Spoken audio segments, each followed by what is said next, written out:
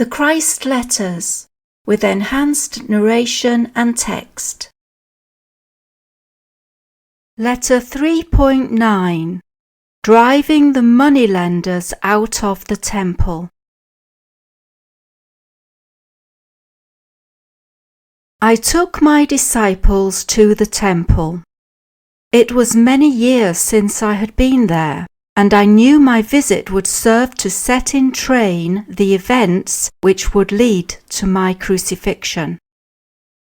Some of the people recognized me, and in response to their requests, I began to teach them.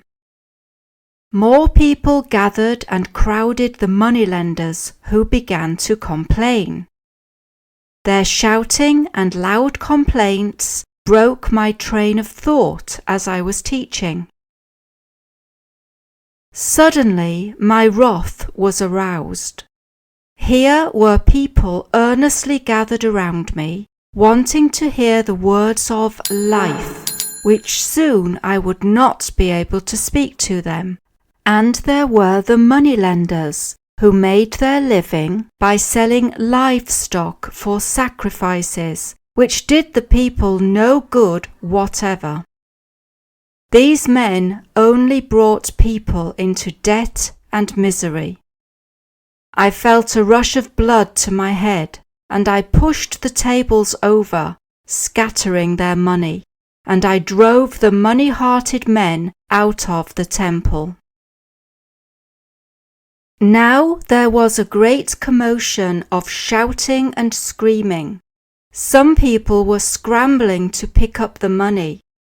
The moneylenders were calling down curses on my head, denouncing me as evil, as one doing the work of Beelzebub and 1,000 other devils.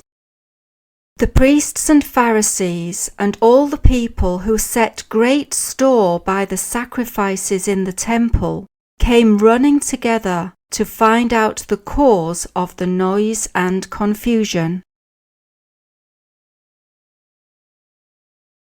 On hearing the moneylenders' story, they were so outraged by my actions, they launched into vociferous condemnation of me and lamentations to impress the priests, each one making louder protest than their neighbours to demonstrate their horror at what I had done. Such a thing had never been seen in the temple before. Even those who had previously listened to me were now disturbed at my willfulness and wondered what kind of man I might be.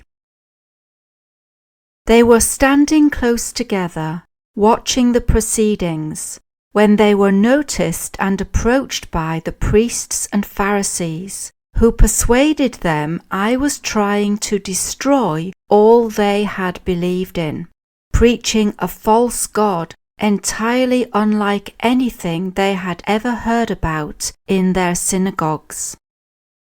The priests passed on their own outraged anger to the people and convinced them that my sin would contaminate them also if they persisted in listening to my madness. Gradually the people were persuaded I was an evil influence and should be removed before I could disrupt the peace of the country and bring down the wrath of the Roman governor on the entire country of Palestine.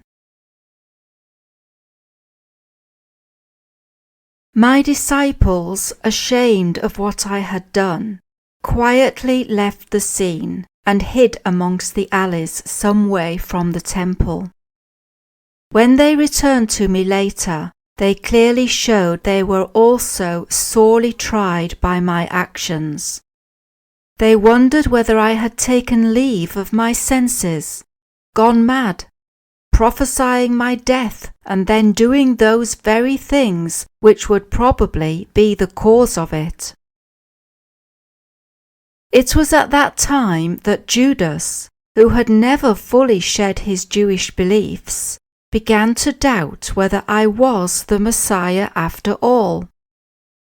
3 years I had taught the people, and there was no lessening of the Roman rule. 3 years, and people were no nearer the happiness I had promised them. And now it seemed that I was about to become a disturber of the peace, bringing down the wrath of Rome on their heads. He heard that the Jewish high priest wanted to get rid of me, and so he offered his services to identify my person when required to do so.